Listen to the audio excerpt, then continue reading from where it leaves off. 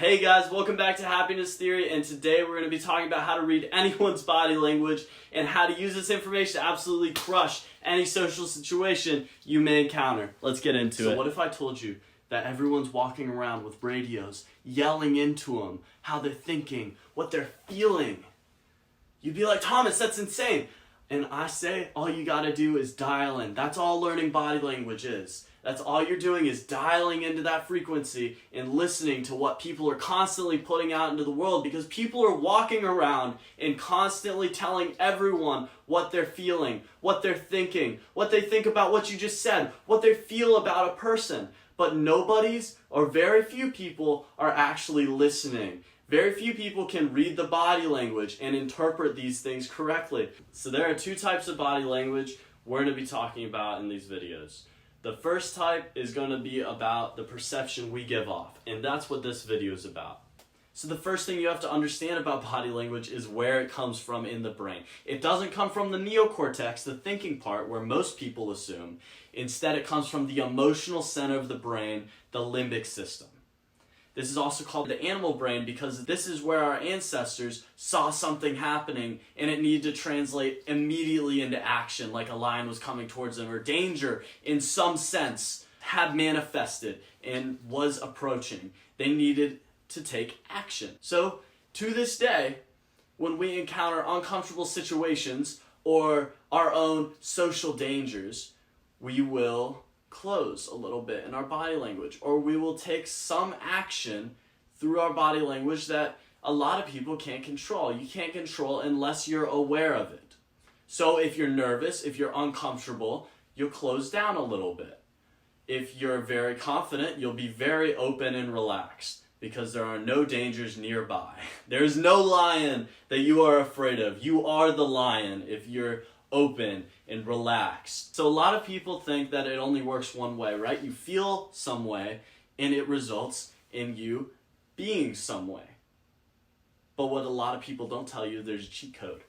You can be a way and it can make you feel a way.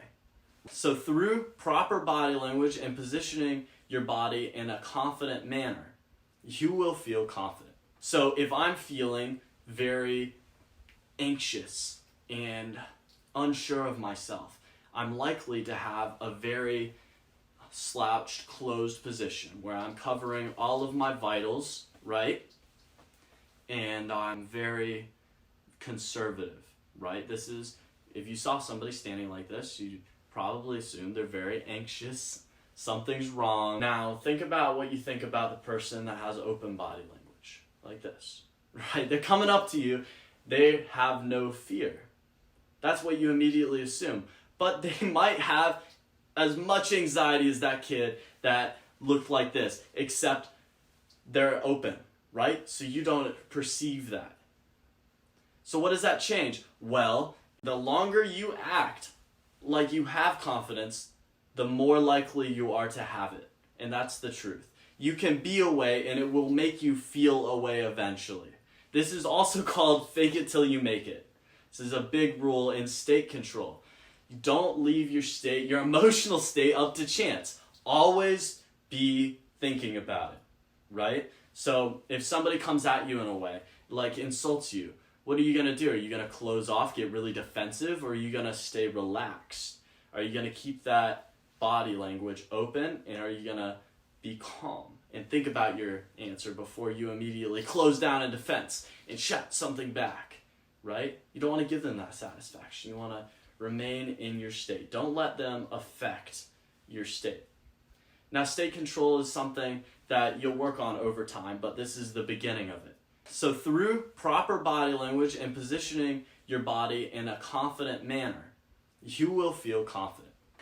So by controlling your body language, you're actually controlling your emotional state, right? So if somebody insults you or something bad happens and you close down, you'll feel worse about it. If you assume lower body language, close down, you'll feel more anxious or intensify those negative emotions you're feeling. Rather, if you had open body language, right, that would make you feel better about things. The same as if you're feeling not so great and you put a smile on your face. Scientifically, it will make you feel better. It's the same and maybe even more effective with confident, positive body language. So I hope this video helped you feel more confident in those stressful situations, those situations where you're in a new environment and if you feel anxious. I hope this helps you bring out the best version of yourself. But stick around for next week and I'll talk about the second part of body language where we read people.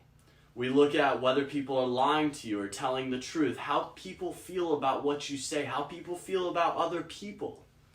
We'll look into that further in the next video. See you guys next time. Thanks for watching Happiness Theory.